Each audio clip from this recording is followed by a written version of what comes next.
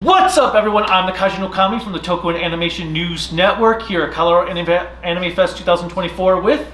This is Julia Bilderback of Geeked Colorado. And we are interviewing... Bridget Hoffman of everywhere. And everything. How was your time here at this convention? It's wonderful. I've been having a great time. I almost didn't make it because of the storm. But I made it, and it's been very nice and beautiful. Yeah, well, we're definitely very, very glad to have you here and that you were able to battle our storm. For people who might not know what you're from, what have you done? Okay. I learned this term this time. I am a legacy artist, which means I'm old. You're only as old as you feel. But I feel good. I feel good.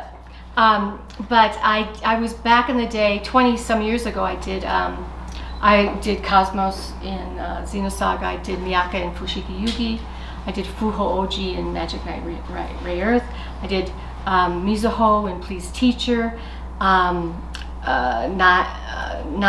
in Durarara. I've done so many things. Raquel in Scrap Princess, Lane in Series Experiment Lane, Mima in Perfect Blue,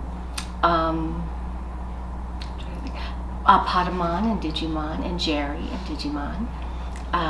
Thinking of the pictures of my on my table. Belle Dandy and On My Goddess. You don't probably know any of these. Oh, I do. In fact, Perfect Blue is my favorite anime movie. Oh, really? Oh, really? yeah. It's like an Alfred Hitchcock movie in anime form. Isn't it? And so is Lane. Have you seen Lane? Yeah. I mean, Perfect Blue and Lane. I'm new to the con circuit. I've done one other con, but I did it twice. And it was the MatsuroCon in Ohio. And from there, Ginny invited me here. So this is really only my second con. And but it's been interesting because that's what people bring. They bring Perfect Blue, and they bring Lane, and they bring a lot of Belle Dandy too. But it's intense, and I thought it was very timely. You know, Yeah. it's very Perfect Blue is like a warning, you know, and so is Lane in a way about social media, what to believe, what other people say, And idol culture. yeah, just so big ones. Those, yeah. Yeah, I'm a huge Alfred Hitchcock fan, so that one just resonates with me. Yeah, yeah. And you've done so much other stuff too. You've done live action, plays. You've kind of run the gambit. And one of the things I was wanting to ask you is you've probably had to travel a lot for work. So where has been your favorite place to travel and why? Well, I think New Zealand. For Hercules, right? For Hercules. Yeah. I was the mother of all monsters in Hercules. I got to go down 3 times. Oh, Echidna? Echidna. Mm-hmm. And I have an action figure, but it's I had him in my garage. I don't know whether With the bendy wire tentacles. Yes. Yeah. Ah! So, and it's beautiful. It should be a destination, a vacation destination, because that was a long time ago that I went, but it's like going back in time 40 years. The people are just, sheep, little tea cozies over the sugar. I mean, it's just like going back in time. It was beautiful, incredibly beautiful, incredibly kind people. Yeah, it was fun. It was fun. So, what was it like for Ray Earth being one of the early isekai series compared to what we have today, where it's like, it seems like seasons are just countless isekai? Well, in fact, today, right after this, immediately after this, I'm going to do a panel on, they gave me my panels, and I'm thinking, what am I going to say? But this one's called Back in the Day. I wonder why they picked that. But I was thinking about this, but things have changed since then.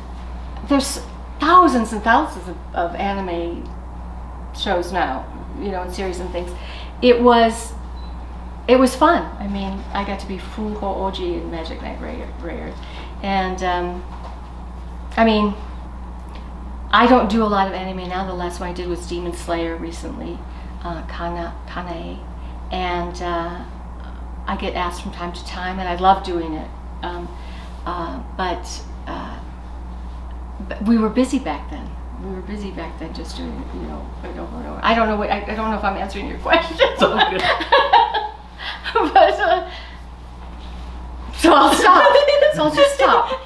You're good. Well, on top of your long career, you've also done college. And I was wondering if there was anything that you learned during your college years that you think has helped your career, or classes you'd recommend to aspiring artists. That's so interesting. What an educated question. I was an engineering major in college. I was an engineering major in college. I was going to do something called engineering arts at the time, which was somebody who was very good at math and science. I was good at math and science. My son is much better than me, but I was going to be the person who does business and arts and science. But I'd done theater since I was a little kid, all over and over and over. And when I was in college, I did theater in Spanish. I speak Spanish. And so I met Jorge Borges, and I did Osvaldo Dragoon, and I got to meet all these great literary figures, Spanish writers and stuff.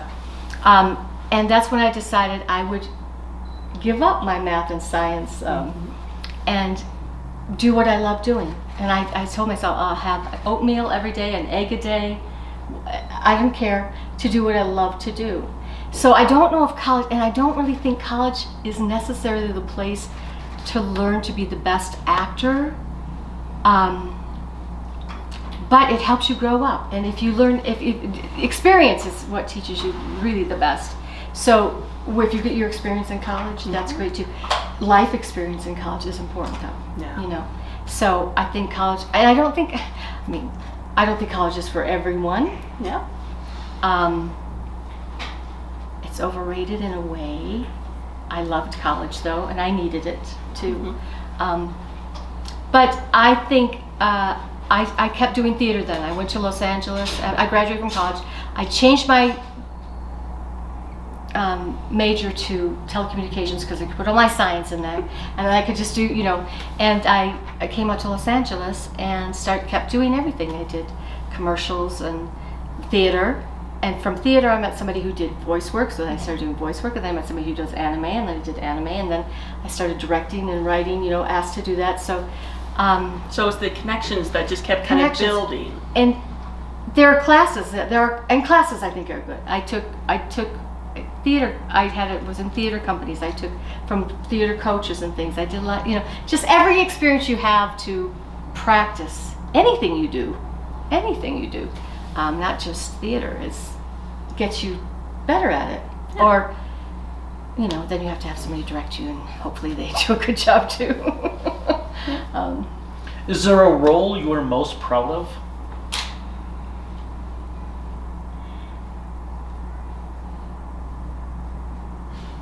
I don't know. I love doing a lot of them.